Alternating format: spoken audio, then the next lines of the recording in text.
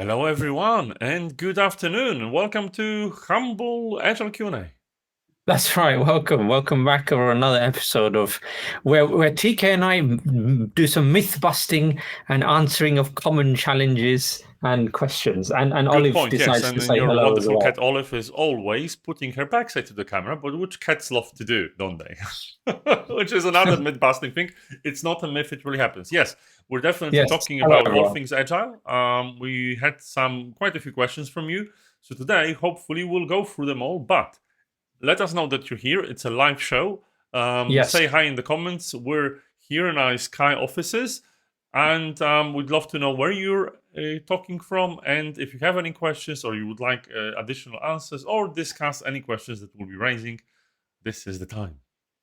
Well, that's right. Exactly. Do let us know where you're dialing in from. It's always great to connect with Dialing all of in, you. man. And Arif, I haven't thank used the you. dial in Thank a you for while. joining.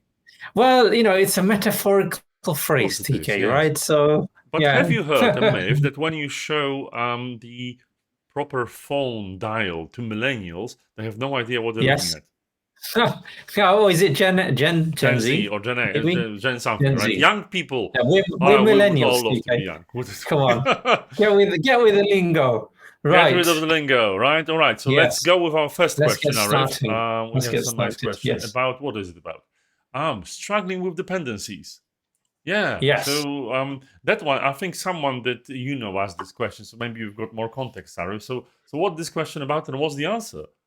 Well, I think this is a common one, but Mm-hmm. yeah, I mean, I think the person who sent this to us, part of a bit of a maybe discussion we were having, Mm-hmm. but one of the challenges they were discussing was the fact Brainstorming. that their team seemed not to be able to deliver on what they were doing because they were dependent on other teams finishing or delivering other elements or As components you would have of the dependencies, work.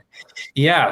So the question is, because they were really struggling with that, and it really created impediments or blockers to them finishing their work. So how do I deal with that? How do I stop these dependencies from inhibiting our progress? And so I remember challenges like this when working with teams even earlier on in my career. So this has never gone away. It's always been We've there, isn't always it? And had there's things like that, right? And it's a natural thing of working with bigger deliveries, bigger products, bigger endeavors, and you're always services, going to yeah. be dependent with someone. So yeah, so if you have this situation, Arif, what would you suggest?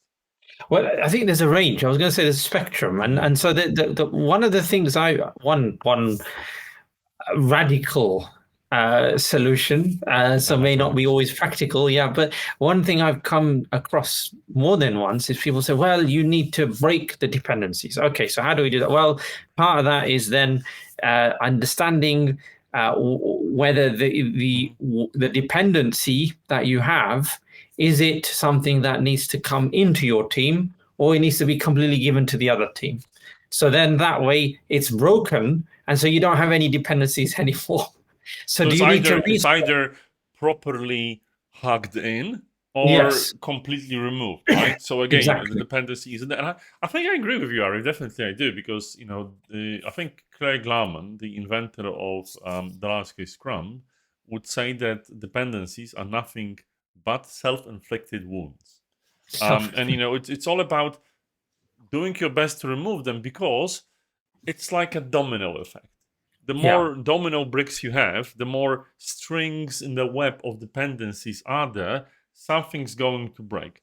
And you break the weakest link of the chain, and the problem is the whole thing can fall over. So you will do yourself a favor of in removing dependencies, and they can be foreseen. We can see that a dependency is coming along the way. It's just a question of like, okay, fine, instead of saying it's okay, let's accept the dependency being there, what is it that we can do to physically remove it? And we can do a bunch, right? As you said, put it out or take it fully in.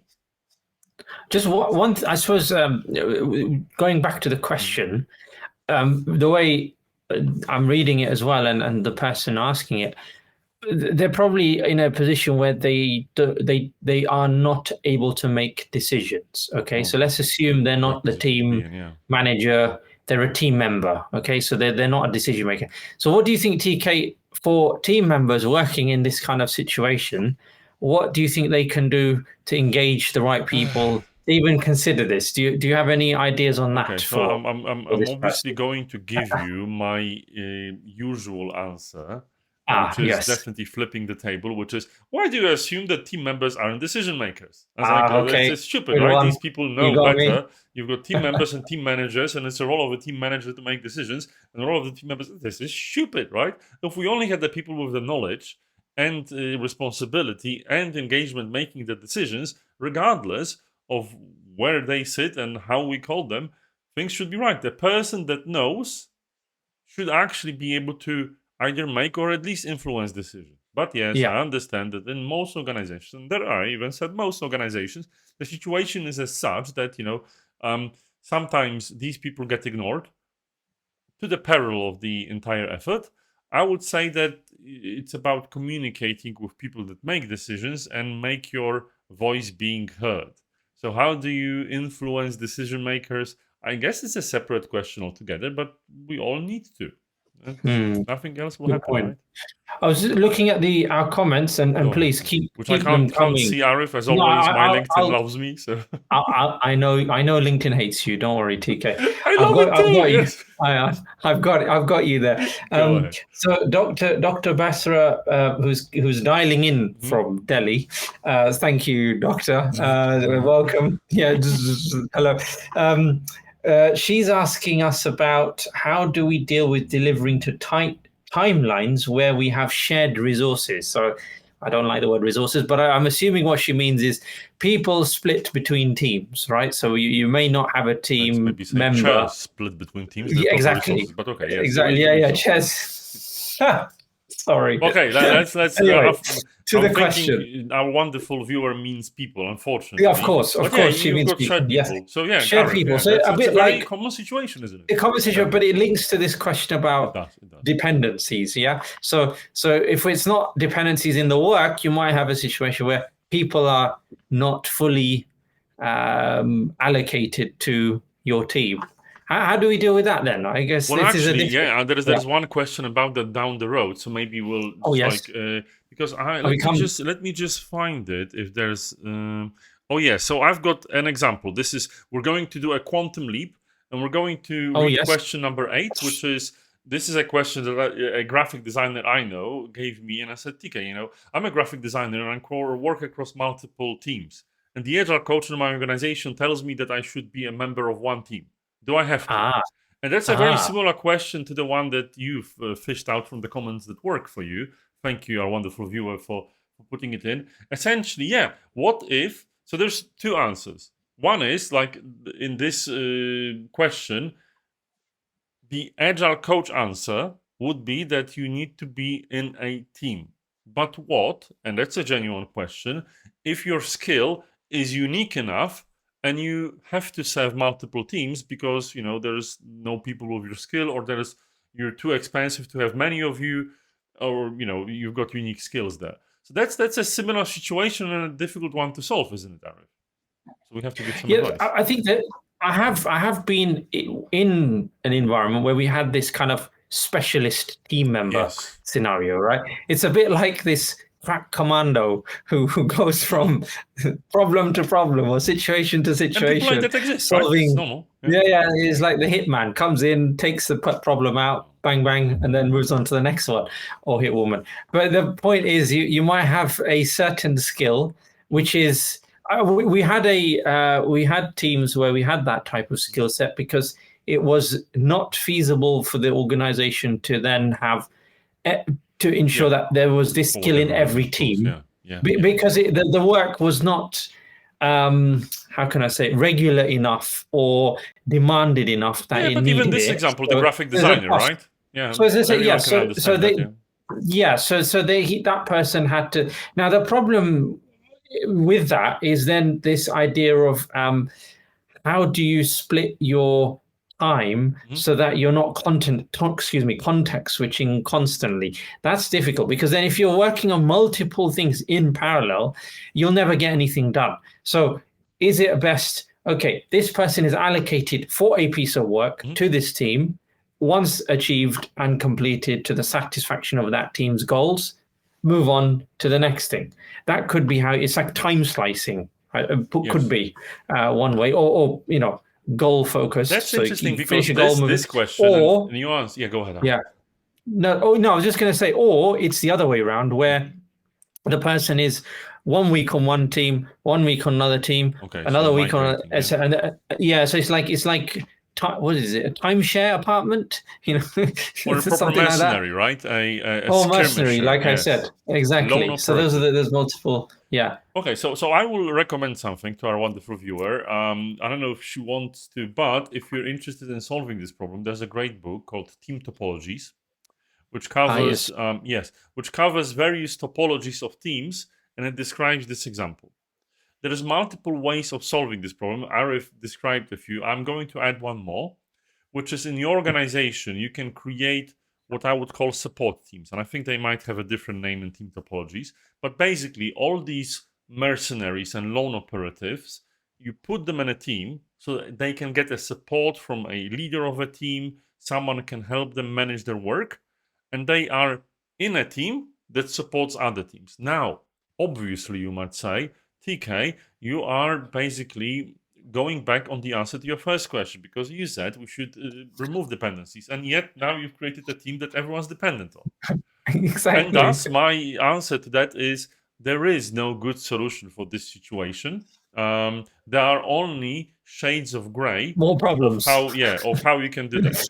I've seen both. I've seen this person being, a free shooting mercenary, or I've seen I, this person being a member of a support I, team. th- Both can work well. Both can be terribly wrong.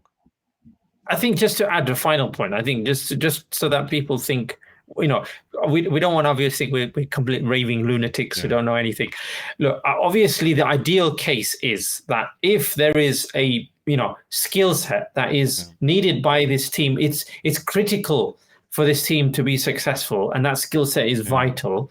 And it's required for extensive amount of time. And on the other side of it is if that skill set is highly interdependent. So if you've got a team, you're a marketing or HR team, and you've got a talent person, and you've got a recruitment person, and you've got an ops person, or whatever, and you're working on some project, and that ops person can't be dedicated, your project's never going to succeed. You do need to try and find a way to ensure that person can be dedicated for at least, if not all their time, but a significant portion of it, because at the end of the day, it's going to take you much longer to get the work done. So that's always as a baseline. Now, if that can't happen, I think what we're saying is you have to look at other alternative options, right? That's what we're saying, TK.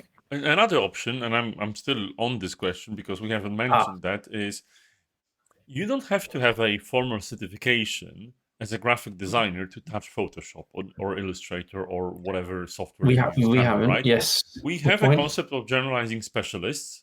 So maybe one member of your team, maybe an analyst, maybe a marketing specialist, dabbles in a bit of design. I'm not saying they would have the final authority on everything, and I'm sure the graphical designer is more skilled and talented, but some of the work can be offloaded of them. Maybe some bits can be done by other person. So this person just comes in and does their very speciality.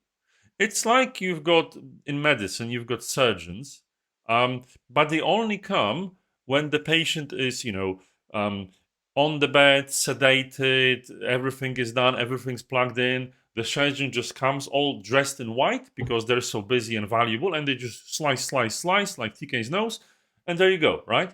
So practically, they're just using their skill, their speciality, and not wasting their time doing anything else. They just come, do their bit, and go out do another patient when they really need it because their skill is very unique. Hopefully, we've answered this question a bunch of times already. Yeah. All right. I Thank mean, you so much. if Dr. Buzzer, if you have any follow-up thoughts on what we're discussing, please put them in the comments. We will. Maybe my surgeon please, analogy, if you're a medical doctor, is hitting home. But yeah, recovering from septoplasty, but it's going well, as you can see. So thank you all the medical so maybe professionals not, that were helping me. but So yes. but possibly. Second question. How can we Second fit question. support work into our team's sprints and iterations? That's a question being asked. I remember receiving it from, I won't tell from whom, but yeah, I've got a message with that. So what does it mean? It basically means that, for instance, you've got, if you're a marketing team, you've got a situation where you're constantly working on new campaigns, thinking about the next big thing, but you also have to look at the data from the old campaigns. So basically service them somehow, right? Do support work, or maybe you're fielding client calls somehow, or the boss wants you to do some small piece of work on the side. And you're working in a Scrum, which is one of the Agile methods. So how do you combine the two? How do you combine planned work on a big campaign with these small things coming on the side? The similar things happen in software, where you've got working on the next big product, and yet you have to support existing products which people use. So how would you recommend dealing with that, Arif? Oh, I mean, there's always. I remember having conversations. Oh well, we need to dedicate or portion some time out of the iteration so people can work on this, etc. Okay, that's an option. Maybe it's not. It's not a, as we've said before. Excuse me. It's not a foolproof solution because you don't know what support ticket you're going to work on, etc. Okay. I think the other side of it is that your team members may want to or may need to do some kind of rotation in terms of the type of work they do. So I work where we had a team previously where we did a schedule, rota schedule, where some of our team members will be working on actual new development work. Yes. Other team members in that next sprint, they're on the schedule to deliver support changes. Yes. And that's simple. So they can't be asked to do anything else. They have to work on support tickets. And then because of that rotation, everyone is equally responsible. Everyone has a fair chance at doing everything. But it means it's a shared responsibility. And that was quite a fair way of handling it, I think. It's a very good point, Arif, and I remember doing the same. But it's a question of organizing work with people. But a lot of people are asking, our sprints and iterations are supposed to be predictable, and this makes it unpredictable. And I had multiple discussions on this particular topic. And the thing I always say is, okay, well, if they're unpredictable, they're unpredictable, but it usually evens out. So, as Arif said, yes, having a rota which is fair is important for people because many people don't like support work, especially if it means being on call. But someone has got to do it, right? We all want bosses to be serviced in terms of graphical design, or we want our banking systems to work. And it's no excuse that no one wants to be on the rota. Yes, we do need to, but on the other hand, just accept it for what it is, that the support calls will be there and they will be unpredictable, and just say, look, right, let's assume some will be there because there always are some. So let's just, I'm not saying ignore it, but just accept it, and let's not try not to overthink it.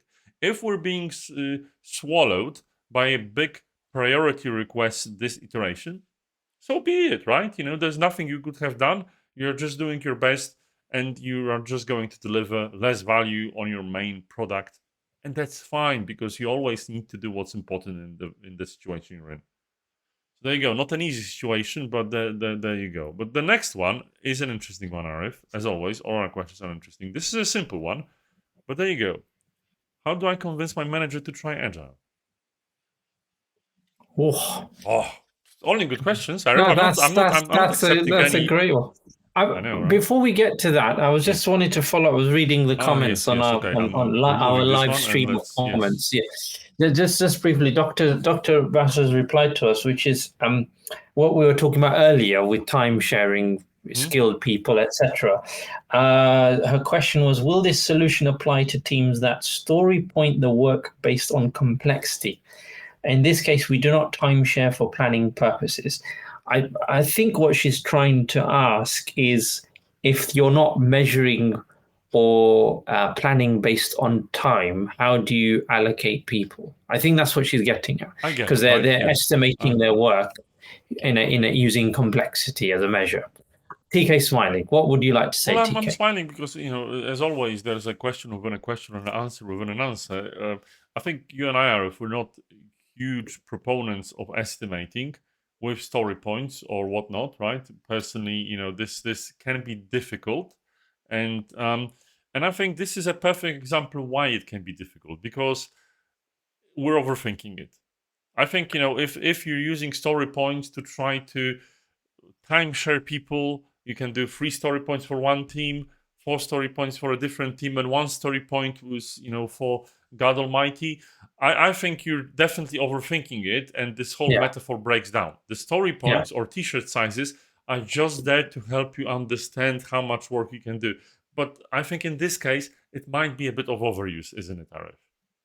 Yeah, I think probably the main thing just to focus on here is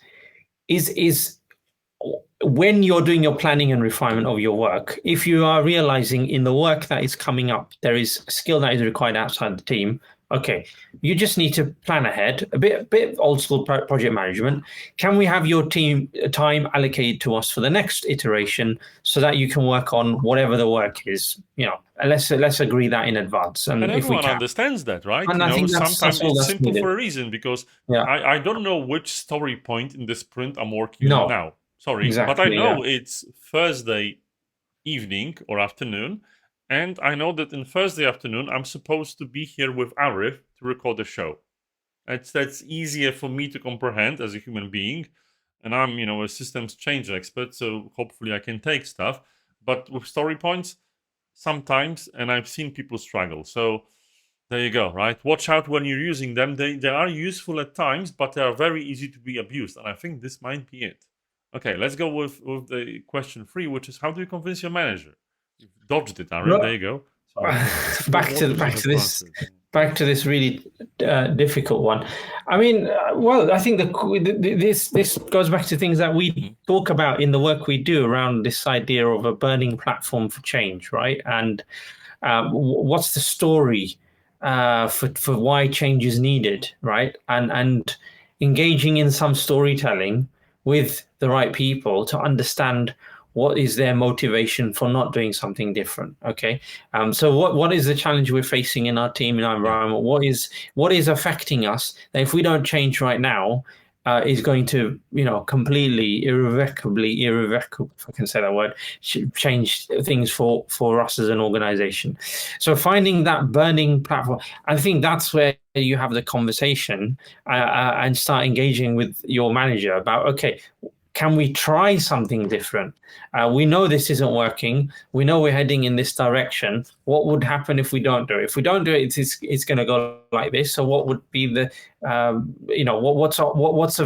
can we do if we try something different and experiment? That's kind of along the lines I was thinking. I don't know Well, what you I would have a say different different to opinion that. there, because it implies that you need a learning platform to start a conversation around agility. But well, some people like burning platforms. For some, the burning platforms are a bit too hot, and they'd like to get out. What I mean by that is there isn't always a burning platform, and creating it artificially is wrong if there's none, right? You can always figure out that, we're just slowly dying, and with every breath, we're ending our lives. Oh my God, let's do something. But the reality is, in some situations, the environment seems to be stable. Especially people with decision power, and people that are recognized more in the organization, aka leaders in many organizations, don't like to be seen as failing. So saying them that the platform is burning might be counterproductive.